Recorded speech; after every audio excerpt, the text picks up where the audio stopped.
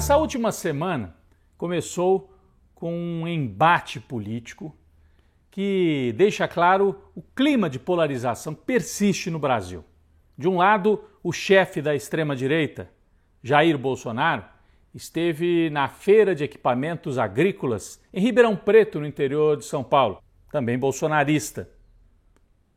Desconvidado para esse evento, porque o pessoal do agro, achou melhor ficar de bem com Bolsonaro e aí não queria um ministro do Lula no mesmo ambiente. Enquanto eles estavam ali, no mesmo dia 1º de maio, Lula estava na manifestação do Dia do Trabalhador, no centro de São Paulo.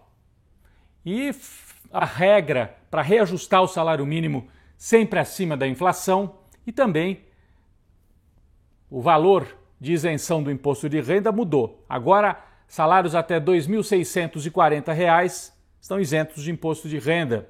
O presidente, neste ato com as centrais sindicais, também falou sobre a necessidade de investimento público para fazer a economia girar. Vamos acompanhar um trecho. Outra coisa que nós vamos trazer de volta é a geração de emprego.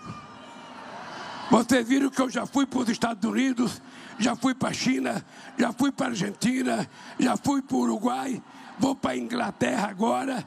O que é que nós estamos fazendo? Nós estamos convidando empresários estrangeiros para fazer investimentos no Brasil. E estamos mostrando para eles os grandes projetos que nós vamos apresentar no terceiro PAC. Vai ser o maior projeto de obra de infraestrutura desse país. E a gente, então, vai voltar. Foi tensa também no Congresso por causa do projeto de lei para combater as fake news. As plataformas internacionais, principalmente o Google, desencadearam uma forte campanha contra o PL. O relator desse projeto é o deputado Orlando Silva. As plataformas fizeram campanha, o Google chegou a colocar, na primeira página, ali na página de busca, um link para um texto contra o projeto de lei, que justamente estabelece algumas regras para que não haja abuso por parte das plataformas. E elas abusaram na hora em que o debate estava acontecendo, mostrando que o projeto é necessário. O projeto estabelece uma série de regras, transparência para os algoritmos, para a gente saber por que algumas pessoas as postagens vão mais longe e outras não. Depende da posição política. Como é que é isso? Então, transparência nos algoritmos, esse é um ponto importante. E também acabou entrando no projeto, ponto polêmico, remuneração para os produtores de conteúdo. O que quer dizer isso? Google, Twitter, Facebook fazem rodar por aí conteúdo jornalístico, produzido por jornais, sites, blogs de várias posições políticas. Ou seja, eles ganham dinheiro com a produção dos outros. E tem que pagar, deveriam ter que pagar, hoje não pagam, Bom, quem é que seria remunerado por esse projeto? Todos os produtores de conteúdo, principalmente os maiores, É proporcional. A Globo é uma grande produtora de conteúdo, tanto na TV, como no site, como no jornal. Então, criou-se esse clima de que esse é um projeto que vai favorecer a Globo. Isso não é verdade. E assim, o projeto é o projeto da Globo. Também não é verdade. Mas criou-se esse clima.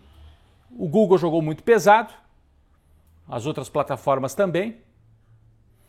O ministro Alexandre de Moraes e os dirigentes dessas plataformas, porque eles estavam utilizando pelo clima de ódio no Brasil e no mundo, Fazem girar fake news, fazem girar notícias falsas, e o projeto previa que elas seriam corresponsáveis. E não é só notícia política, essa coisa de violência nas escolas, de crianças. Eu assumo como a minha responsabilidade de relator tempo útil para examinar todas as sugestões.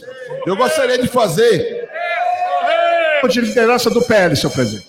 Eu gostaria de fazer, presidente, um apelo a Vossa Excelência. Se Vossa Excelência, consultando os líderes ou usando a prerrogativa de presidente, se pudesse retirar da pauta de hoje para pudéssemos consolidar a incorporação de todas as sugestões que foram feitas, de modo a que possamos ter uma posição que unifique o plenário da Câmara dos Deputados no movimento de combater desinformação, garantir liberdade de expressão, responsabilidade para as plataformas e transparência na internet. Foi uma derrota também de Arthur Lira, o presidente da Câmara, que estava bancando o projeto. E uma derrota também para o governo, que queria fazer esse enfrentamento e fazer algum tipo de fiscalização e regulação das plataformas. A extrema-direita bolsonarista não queria, não quer regulação nenhuma, porque eles usam as plataformas e essa terra sem lei nas redes para fazer a política deles. O que pode acontecer? Se o Congresso não resolver esse impasse e não votar, o STF, com Alexandre de Moraes, pode baixar uma regulação bastante dura em relação às plataformas no Brasil. Do STF também veio esta semana a ação mais surpreendente dos últimos meses.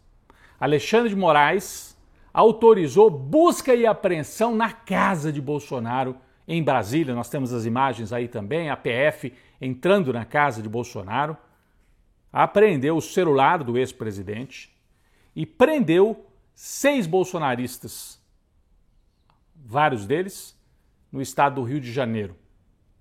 Um esquema de falsificação e de fraude nas vacinas, no registro de vacina. Quem é que operava esse esquema segundo a PF? O ajudante de ordens de Bolsonaro, tenente-coronel Mauro Cid, carregador de mala do Bolsonaro. Ele articulava um esquema fraudulento contando com colaboração de gente de Duque de Caxias, município na Baixada Fluminense. Mauro Cid foi preso dentro da Vila Militar, tenente-coronel. Foi preso. O secretário de governo de Duque de Caxias também. O que eles faziam? Registro falso. Gente que não se vacinou, davam o registro para a pessoa fingir que se vacinou, baixar o certificado e poder viajar para os Estados Unidos. O Mauro Cid, esse tenente-coronel, usou isso para a esposa dele em 2021. E aí ofereceu o mesmo serviço fraudulento para a família de Bolsonaro. A acusação é de que o próprio Jair Bolsonaro fraudou. Existem registros em Duque de Caxias de que ele teria tomado a primeira dose em agosto, a segunda dose em outubro de 2022. E, estranhamente, só em dezembro é que esses registros de vacina entraram no sistema do SUS. Com isso, o Bolsonaro pôde baixar um certificado. Foi baixado dentro do Palácio do Planalto, com dados falsos, porque ele não se vacinou. E entrou nos assessores que também não tinham se vacinado. Pandemia, responsável por muitas mortes, acusado de corrupção, acusado de desvio de joias, etc, etc, etc.